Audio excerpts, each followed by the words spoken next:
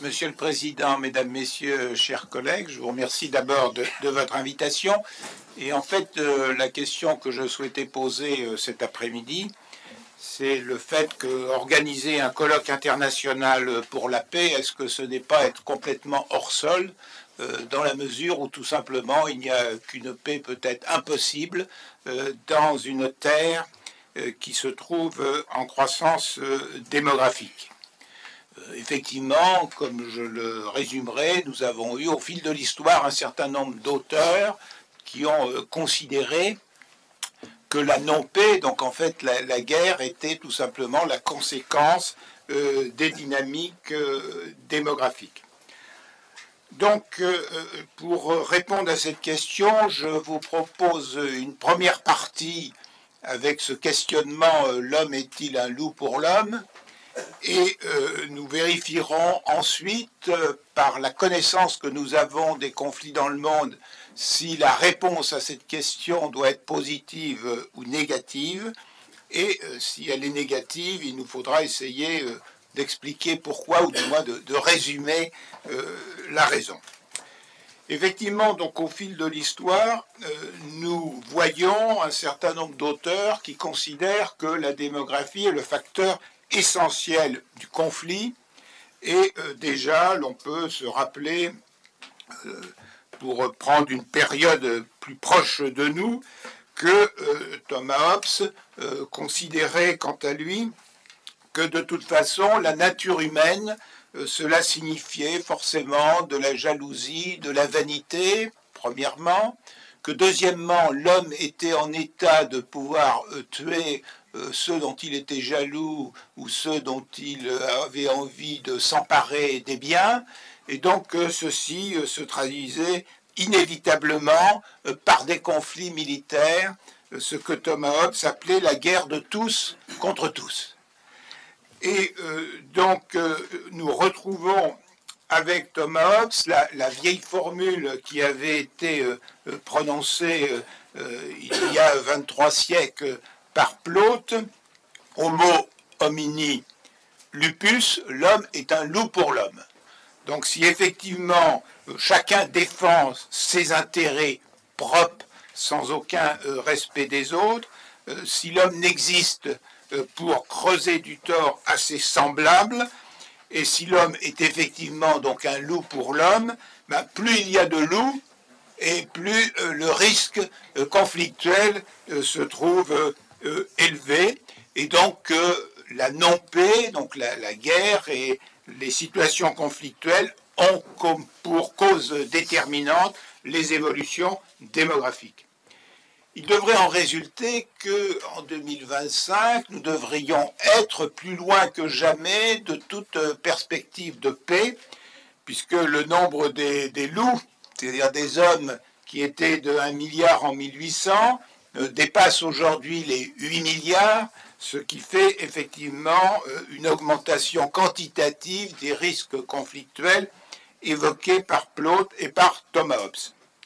Plus récemment, au XXe siècle, nous avons eu la fameuse thèse développée par un Français, Gaston Boutoul, qui considérait qu'en fait l'augmentation de la population mondiale devait être considérée comme une inflation démographique. Et donc il fallait trouver des solutions pour, si je puis dire, guérir cette inflation démographique. Et pour Gaston Boutoul, la solution, elle était justement dans la guerre, qui entraînait un certain nombre de morts et qui équivalait à un infanticide différé, puisque nous avions trop d'habitants, on faisait la guerre, et en faisant la guerre, on causait de la surmortalité qui engendrait effectivement une réponse à cette inflation démographique. Donc, en fait, sans qu'il l'ait formulé comme ceci, Gaston Boutoul développait une sorte de syllogisme. Le nombre des hommes s'accroît, ils sont source de conflits, donc plus il y a d'hommes, plus il y a de guerres. Et allant même plus loin dans la formulation de sa thèse, Gaston Boutoul a cette fameuse phrase « L'inflation démographique a pour corollaire la guerre totale ». La guerre totale.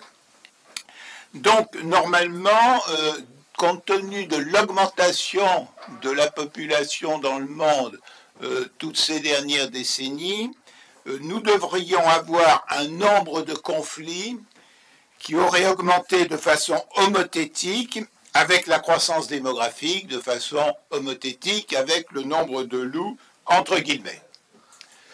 Après avoir analysé donc ces théories défavorables à l'espoir de paix que chacun peut porter et que le président a très bien présenté tout à l'heure, il nous faut essayer de vérifier si ces théories ont une valeur qui mérite d'être reconnue. Et pour cela, donc, il nous faut étudier les conflits dans le monde et utiliser des données qui sont proposées par un certain nombre d'institutions. Là donc, je vous proposerai les données de l'université d'Uppsala, qui depuis 1950 tient de façon précise une statistique des conflits armés dans le monde, selon une définition extrêmement précise, c'est-à-dire que tout conflit armé est défini comme une situation où il y a au moins dans l'année 25 morts, avec au moins un cadre étatique qui exprime la situation belliqueuse qui se déroule soit dans le pays, soit entre deux pays. J'ajoute aussi que la thèse de Gaston Boutoul pourrait être d'autant plus justifiée aujourd'hui qu'il y a beaucoup plus d'États en 2025 qu'il y en avait en 1980, compte tenu de l'implosion soviétique, de l'implosion de l'ex-Yougoslavie, etc. Donc on a beaucoup plus d'États dans le monde, ce qui devrait se traduire, toutes choses égales par ailleurs, par des risques de conflits beaucoup plus importants.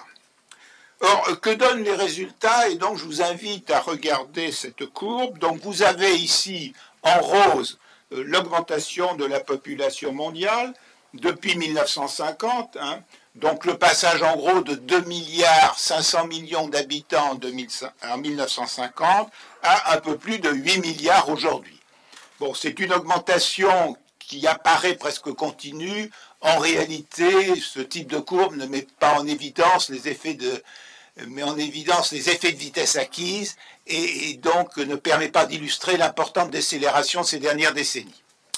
Et vous avez donc en bleu une autre courbe qui indique chaque année le nombre de conflits recensés par cette université selon la définition que je vous ai précisée tout à l'heure.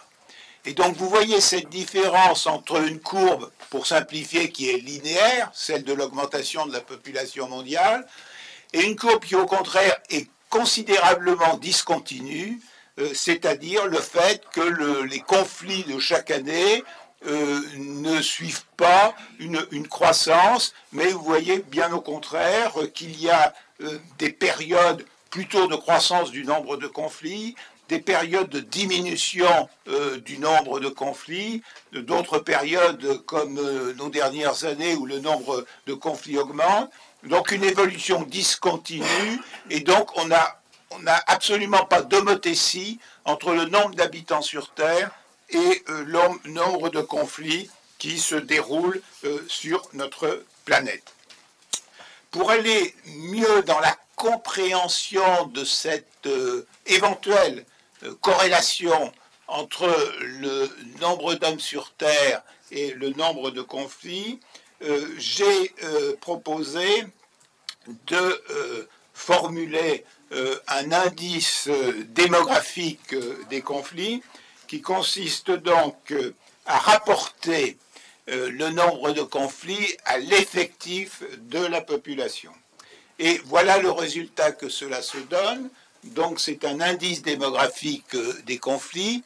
Si effectivement nous étions dans une situation où l'augmentation de la population mondiale avait engendré un nombre homothétique de conflits, eh bien cet indice devrait avoir augmenté depuis 1950. Or vous voyez qu'en réalité cet indice démographique des conflits a varié considérablement au fil des années, qu'il y a eu plutôt certaines années de hausse de l'indice démographique des conflits, donc une situation plus conflictuelle sur la planète, qu'à d'autres périodes, nous avons eu au contraire des années où l'indice était plus faible, et vous constaterez que pour les dernières années, même si en moyenne le nombre de conflits a plutôt augmenté et donc il en est résulté une augmentation de l'indice démographique des conflits, néanmoins vous voyez que cet indice, alors que nous avons plus de 8 milliards d'habitants, est plus faible que le niveau qu'il atteignait par exemple dans les années 1980.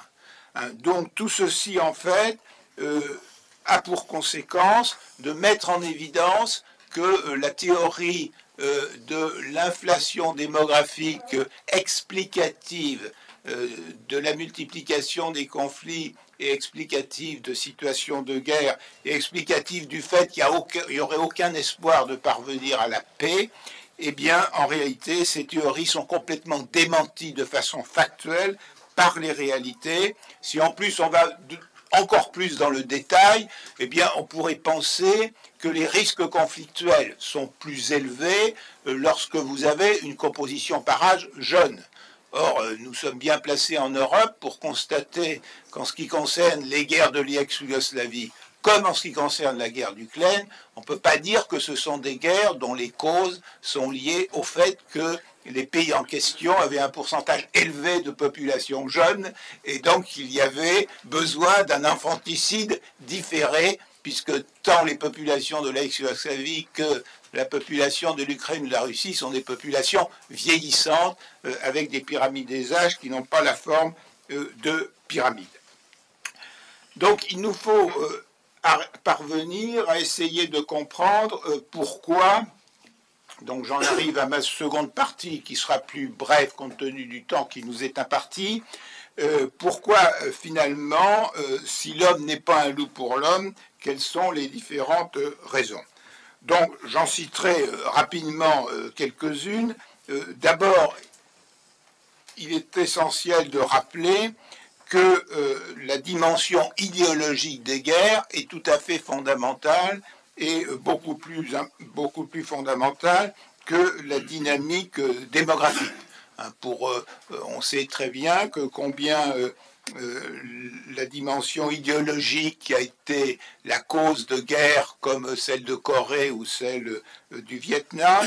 On sait aussi que la guerre d'Afghanistan déclenchée à l'époque par l'URSS avait pour l'une de ses raisons la crainte de contagion islamiste de l'Afghanistan vers les régions à majorité musulmane de l'URSS. Et puis, nous savons aussi qu'un certain nombre de pays, même s'ils ont du hard power, donc une certaine puissance militaire, ont pensé qu'il y avait un outil qui pouvait leur être très utile pour améliorer leur puissance dans le monde, c'est le soft power. Et si je prends ces dernières décennies, on voit très bien combien l'Afrique a été pénétrée par l'influence chinoise sans que la Chine utilise un seul militaire pour parvenir à ses fins, où on voit bien comment l'Inde de son côté a utilisé intelligemment sa diaspora pour améliorer sa situation à la fois économique et géopolitique, là aussi sans recourir à des moyens militaires. Et donc c'est un élément qui explique que finalement le nombre de conflits n'a pas augmenté. Néanmoins, il faut reconnaître qu'il y a un certain nombre de guerres pour lesquelles on a utilisé des arguments démographiques. Je dirais la plus principale peut-être dans notre période contemporaine, c'est évidemment la guerre d'Hitler avec sa notion d'espace vital, mais qui cachait en réalité une théorie raciale des populations. Et donc je voudrais simplement ajouter surtout que la question démographique face au problème de guerre et de paix est en fait dans une situation tout à fait paradoxale.